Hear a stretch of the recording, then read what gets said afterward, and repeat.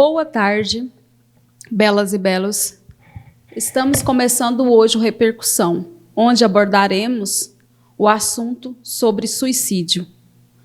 A cada 40 segundos, uma pessoa comete suicídio em todo o mundo. A cada 45 minutos, uma pessoa comete suicídio no Brasil.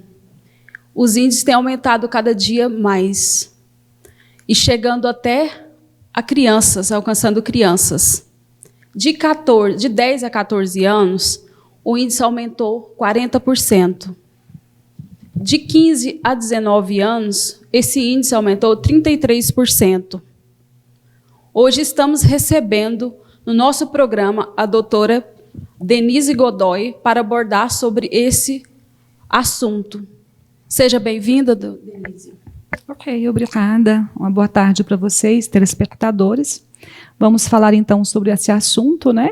É um assunto, depois de ouvirmos os dados, são dados alarmantes e preocupantes, né? E isso pode estar acontecendo do nosso lado. Então, muito obrigado pelo convite e vamos pensar então sobre esse tema tão relevante em nossos dias atuais. Denise, falando sobre adolescente, eles estão pedindo socorro, mostra sinais. Como que eles demonstram esses sinais de socorro, de pedido de ajuda? Então, os sinais, eles são demonstrados de várias formas, né?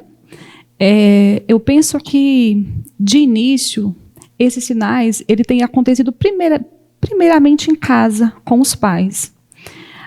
O nosso momento é um momento onde nós estamos a correr muito. Nós estamos a pensar muito em preparar pessoas, em nos preparar primeiro, né? Primeiro que nós estamos numa cultura muito competitiva, então eu preciso de ser uma excelente profissional, eu preciso de ser uma excelente esposa. E aí, em relação aos filhos, parece que os pais têm se preocupado muito em oferecer um presente, em oferecer alguma coisa a título material. Mas o que dá estabilidade emocional para essas crianças é presença. E como isso está em falta, Rosimeire, os primeiros socorros acontecem aí. Acontece já nos primeiros dias de se ouvir crianças de 3 anos, 4 anos, de começar a dizer, eu não quero mais, está tudo muito sem graça, eles não começam a achar valor na vida. Porque essa fase de criança é uma fase onde o encanto, onde a fantasia acontece. Mas para isso acontecer, eu preciso de dar espaço. E os pais não têm tido tempo para isso, entende? Não têm criado memórias saudáveis, memórias que sejam significativas. Então eu penso que o alarme acontece, os sinais inicia por aí. Sim. E o que leva um adolescente que, na verdade, está começando a vida, a sua história ali, o que leva ele a desistir? Qual é o fator que você acha assim, que mais faz com que ele desista de viver? Então, acompanhando essa linha de raciocínio, pensa você, um adolescente, inserido no meio de uma família onde ele não é ninguém.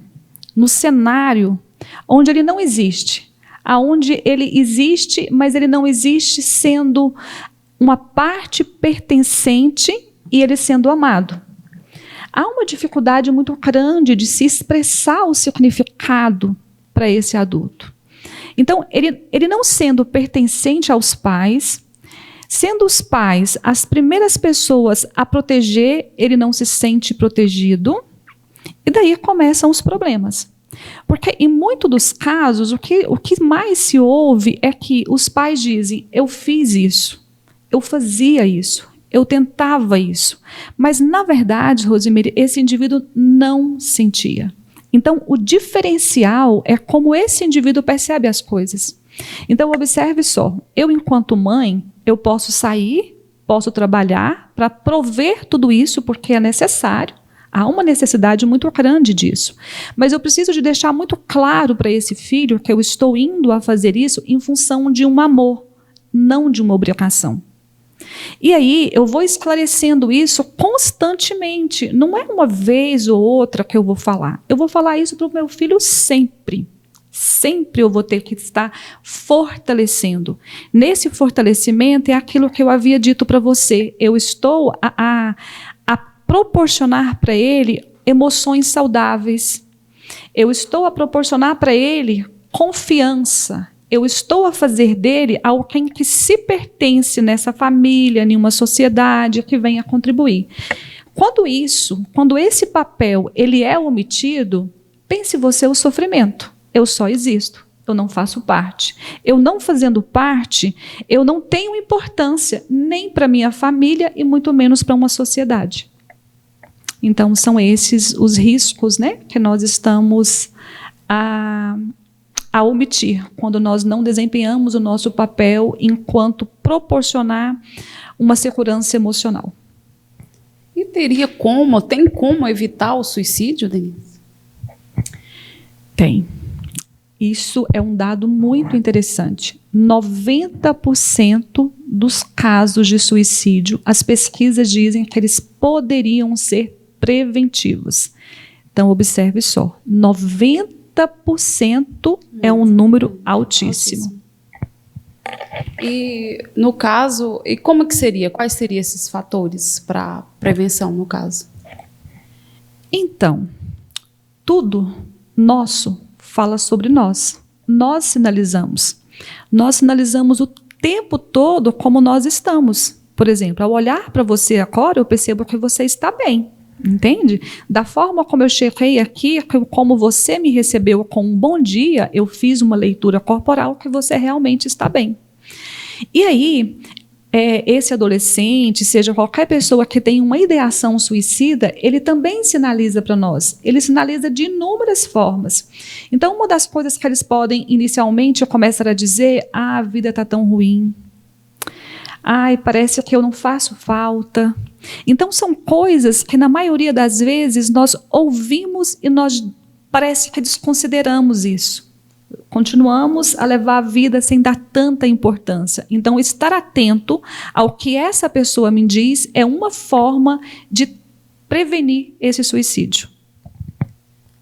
Vamos falar um pouco sobre a internet. É um território totalmente perigoso e um território totalmente assim, sem regras, e que a maioria que está nesse mundo virtual são adolescentes. E, por exemplo, o adulto que às vezes cuida desse adolescente, às vezes esse mundo virtual não é tanto deles. Como fazer? Porque o adolescente, ele às vezes não tem tanta maturidade para discernir esse perigo que a internet existe ali, né? E, às vezes, esse adulto não tem também esse conhecimento virtual. Como ajudar? Se, às vezes, o próprio adulto também não tem muito esse mundo virtual na vida dele. Então, essa questão de ajudar sem saber exatamente fica difícil. Então, para tudo, eu preciso de recorrer a alguma ajuda quando eu não sei. Isso, ela é assim, não só no ambiente familiar, numa empresa, em tudo. Então, se esse adulto não tem tanto conhecimento disso, ele precisa de tentar saber como proceder. Mas, na verdade, a gente conta muita historinha, sabe, Rosimeira? Assim, a gente tenta justificar muitas coisas. Então, todos nós temos uma televisão em casa. Então, assim, eu tenho um vídeo, eu ouço tantas coisas no meu contexto religioso, no meu contexto de família, onde diz para mim, eu já cansei de ouvir isso, eu não sei se você já ouviu, dizendo que, olha, não se pode deixar uma criança ou um adolescente tanto tempo em uma internet. Então, assim, eu acho que, às vezes, a gente tende a nos autorresponsabilizar por algumas coisas, sabe? E a gente tende a dizer assim, eu não sei exatamente como proceder, mas eu já ouvi, e se eu não ouvir, tem sempre alguém mais instruída perto de mim que pode me ajudar. Um apoio, né? Sim, esse apoio é de extrema importância. Sim. Denise, sobre o bullying? O bullying, às vezes, devido ao bullying, muitas pessoas cometem o suicídio.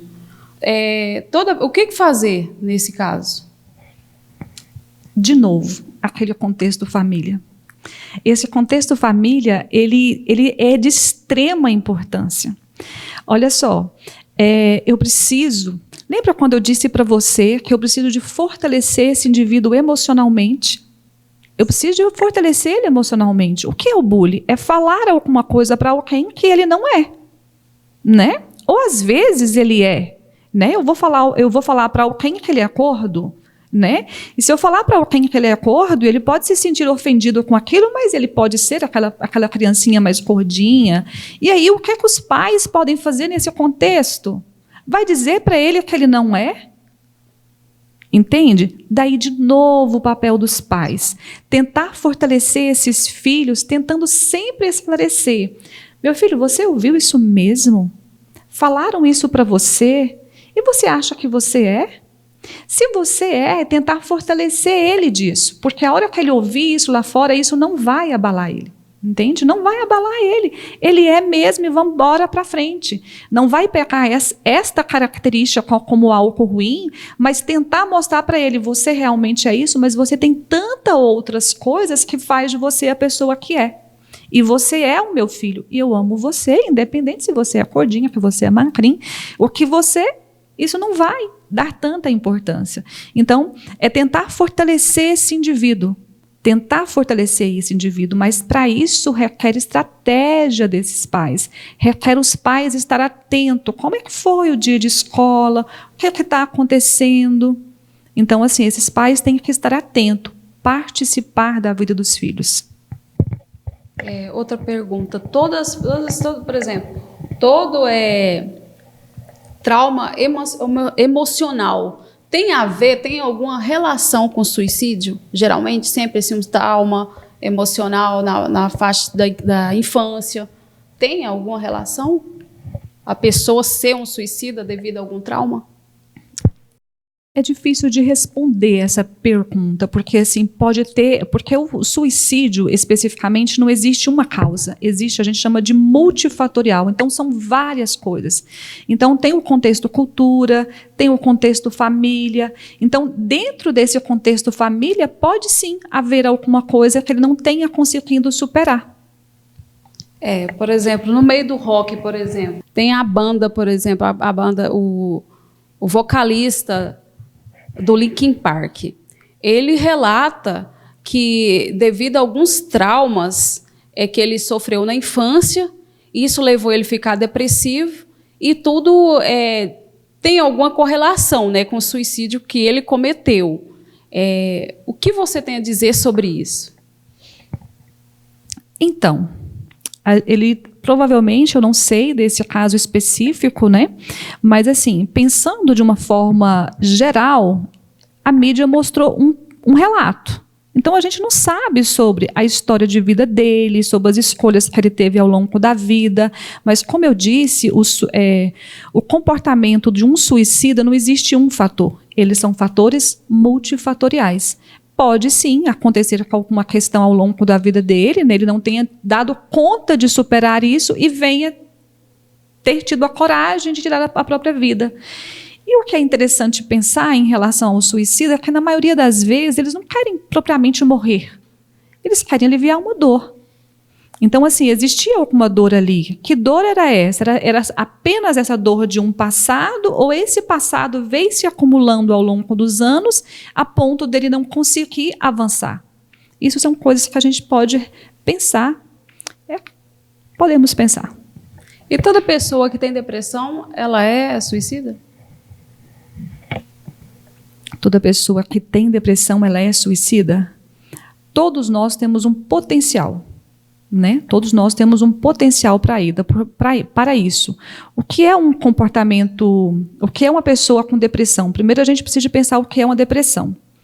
Na depressão, ela existe, a gente caracteriza a depressão da seguinte forma: ela é leve, ela é moderada ou ela é grave. Então, quanto mais vai se potencializando isso, mais difícil fica o dia a dia desse indivíduo.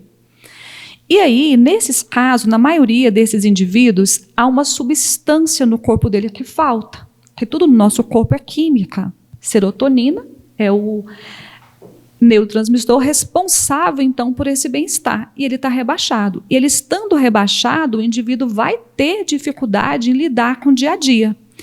Tendo ele essa dificuldade, ele pode sim ter ideações suicidas, que são os pensamentos. Quando eu falo de ideação suicida, nada mais é que pensamentos suicidas. E quando isso acontece, Rosimeire, esse indivíduo não tem opção. Nós precisamos de ajudar ele, no sentido de oferecer para ele uma terapia e no sentido de oferecer para ele um médico com medicamento, porque, como eu disse, tudo é química, a gente tem que bloquear esses neurotransmissores que estão passando de uma forma disfuncional, porque nós não fomos criados para ter essa espécie de pensamentos negativos, porque no paciente depressivo o que predomina são os pensamentos negativos. E existem medicamentos que podem bloquear. Bloqueando, então, a gente retorna à essência desse indivíduo, que é para se viver de uma forma plena, em abundância. Falando ainda sobre depressão, é normal todo adolescente ter depressão? A que ponto assim, a gente deve se preocupar? Não é normal. Quando a gente fala de uma depressão, nós estamos falando de uma doença, nós estamos falando de um transtorno. Então, não é normal que as pessoas tenham uma depressão. Não se espera isso, se espera que esse indivíduo venha viver de uma forma plena, porque nascemos com esse objetivo. Mas provavelmente em algum momento, em algum curso da vida dele, algo aconteceu e então esses neurotransmissores aí começou a passar informações desconectas, disfuncionais, mas nós não podemos chamar isso de normalidade. Quando acontece o suicídio, existe algum culpado? Então, na verdade, nós temos a questão do livre-arbítrio, né? Essa questão de chamar de culpado, eu penso que pesa muito, sabe? Porque todos nós temos as nossas escolhas, todos nós temos as nossas dores, todas nós temos os nossos amores. Então, assim, é preciso de se autorresponsabilizar. Eu, enquanto mãe, estou fazendo o meu papel de mãe. Eu estou oferecendo para esse indivíduo aquilo que fará dele uma pessoa que venha contribuir com essa família, que venha contribuir com uma sociedade. Se eu estou a fazer esse papel, eu não tenho que me preocupar com isso, né? Então, assim, eu não sei se existe essa questão do culpado. Eu penso que nesse momento a gente tem que nos autorresponsabilizar pelo meu papel enquanto mãe, pelo meu papel enquanto pessoa que gerencia algum lugar que eu estou a gerenciar pessoas, o que eu estou a fazer com emoções dessas pessoas. Mas eu acho que a palavra culpa, ela pesa. Porque tem muitas, né? Às vezes as pessoas se culpam. Aconteceu isso, eu poderia ter feito isso, eu poderia ter feito aquilo. Existe realmente algo que a pessoa poderia fazer? Para evitar, né, no caso? Sim, quando nós falamos que 90% dos suicídios eles poderiam ser evitados, nós precisamos de estar atento a essa escuta. Aí, nesse sentido, sim, a gente pode fazer alguma coisa. Se ouvirmos alguém a reclamar da vida, a falar que a vida não está ruim, a falar que tudo aqui funcionaria da mesma forma se ele não estivesse inserido. Então, são falas que eu preciso de estar atento e sentar, tomar um café com esse indivíduo e ouvir a dor dele. Ter tempo para ouvir esse indivíduo, me colocar no lugar dele. Os pais, ao perceber que o filho está passando por um problema desse, que já sinalizou, como é que os pais devem, no caso, agir numa situação como esta? Bom, se sinalizou e os pais perceberam, nós estamos no caminho certo. Então, é possível, provavelmente, seja esse um dos 90, então, que nós vamos retomar. O que acontece? Nesse momento, eu preciso de dar credibilidade à dor desse indivíduo. Entende? Se ele falou alguma coisa, eu preciso de tentar ouvir dele, dar credibilidade e também procurar ajuda. Porque se ele ouviu, se o pensamento aconteceu, e nesses pensamentos acontecendo há uma ideação, ele precisa de procurar ajuda. Não existe a possibilidade dos pais ignorarem isso, achar que nós vamos ficar por aqui e nós vamos resolver. Não é esse o caminho. Existem profissionais para isso que podem estar ajudando. E isso tem em todo lugar. Por exemplo, nesse contexto onde nós estamos, existem os CAPs, que é o Centro de Atenção Psicossocial, e lá existem psicólogos, existem médicos, psiquiatras, e tudo isso ele é mantido pelo governo, é pelo SUS. Então, a equipe é preparada para ajudar. Então, se o pai percebeu, se esse indivíduo sinalizou, não existe essa desculpa, vamos dizer assim, que vamos tentar aqui, vamos levar ele para um profissional. E vamos, então, acudir enquanto há tempo. E qual seria o tratamento? A gente precisa de tentar entender em que pé está isso, né? Porque, por exemplo, se é uma depressão, ela é leve, ela é moderada, ela é grave, só o profissional para detectar. Porque para todas as doenças existem critérios, e dentro desses critérios vai se entrar com uma intervenção adequada, entende?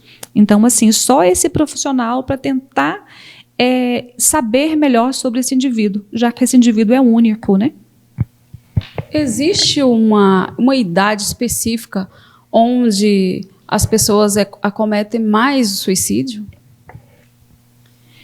No Brasil, nós sabemos que para aquela faixa etária dos 15 aos 19 é a terceira causa de morte. Então, essa faixa etária é uma faixa etária mais alarmante, pode-se dizer assim, dos 15 aos 19.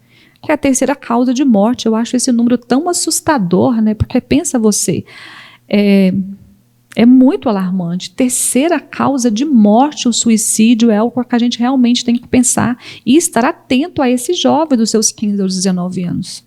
Sim, a gente às vezes fala muito dos jovens, mas sabemos também que o índice de idosos também tem crescido. Você tem alguma coisa a dizer sobre esse indivíduo idoso que hoje também tem um índice bem alto?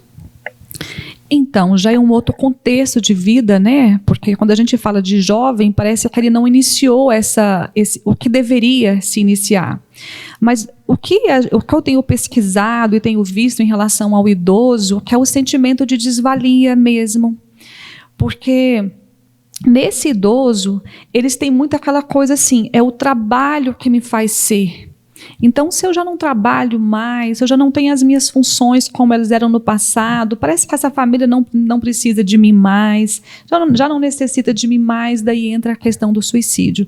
E na maioria das vezes é o sentimento de desvalia mesmo.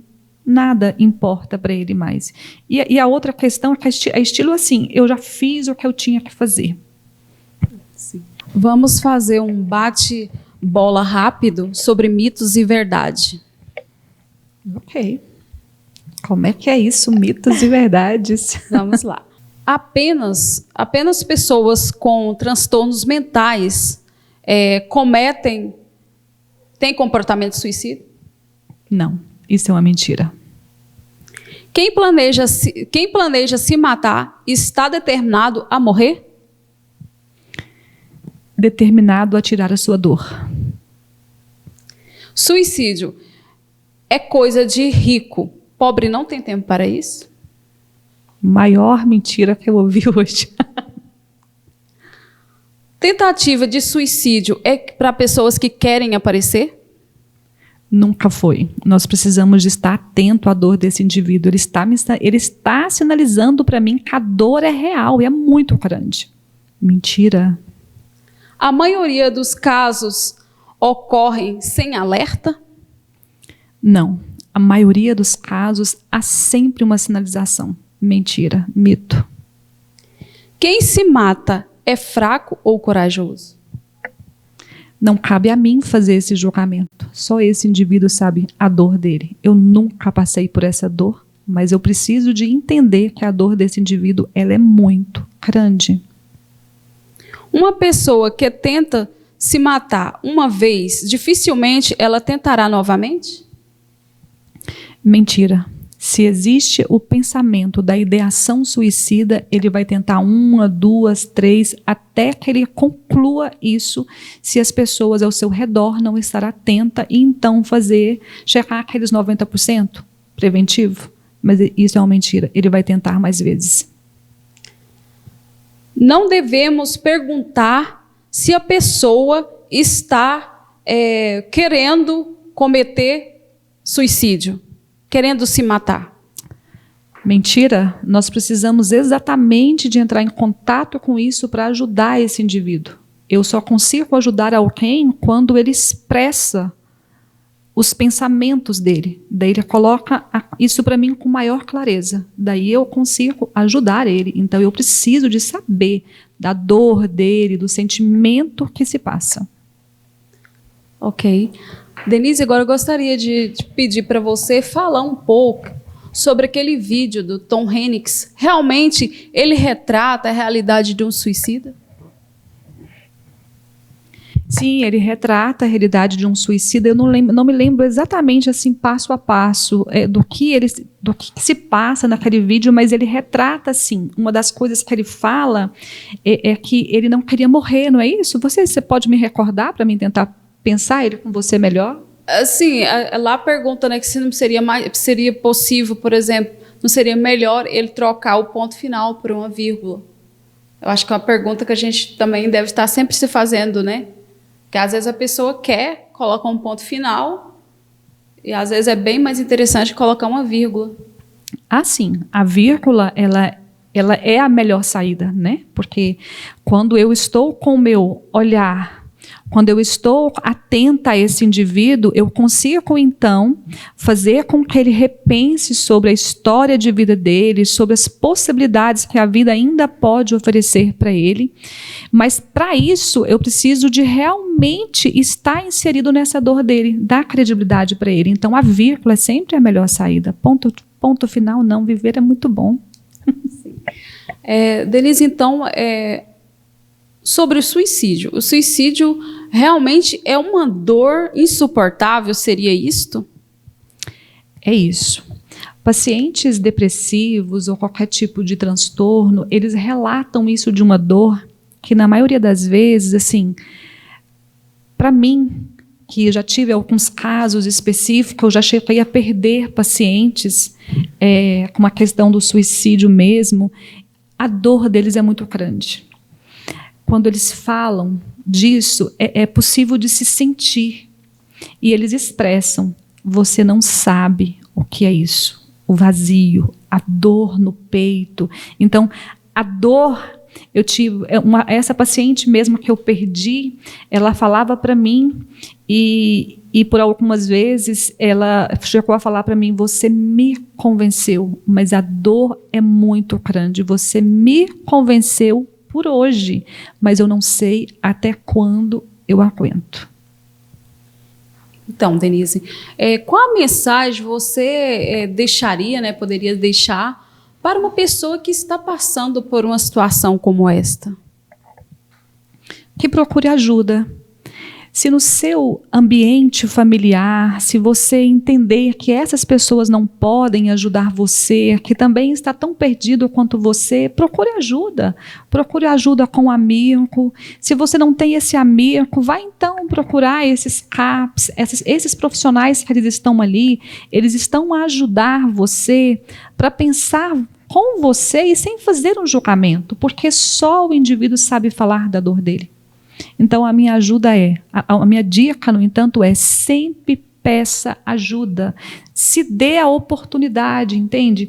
Não faça nada sem dar a oportunidade de colocar essa vírgula e não um ponto final. É isso aí, gente. Então, em vez de colocar o ponto final, vamos usar mais a vírgula. Hoje estamos encerrando mais um programa, né, o Repercussão. Agradeço a presença da Denise. Denise, tem algum contato que você queira nos deixar? Bom, eu tenho, né, assim, no momento eu não estou atendendo no individual, mas eu tenho feito alguns vídeos na minha rede social que o objetivo é tentar ajudar as pessoas. Então, se você quer acompanhar, é Denise Godoy, psi, você pode procurar lá no Instagram ou no Facebook, que eu estou sempre postando algumas coisas para ajudar, né? Nós nascemos para essa questão de contribuir com a sociedade, vocês podem me acessar por lá. E se eu puder ser útil, responder alguma questão, fique à vontade. Obrigada e até o próximo Repercussão. Obrigada eu pela oportunidade, então, de contribuir com a sociedade. Obrigada.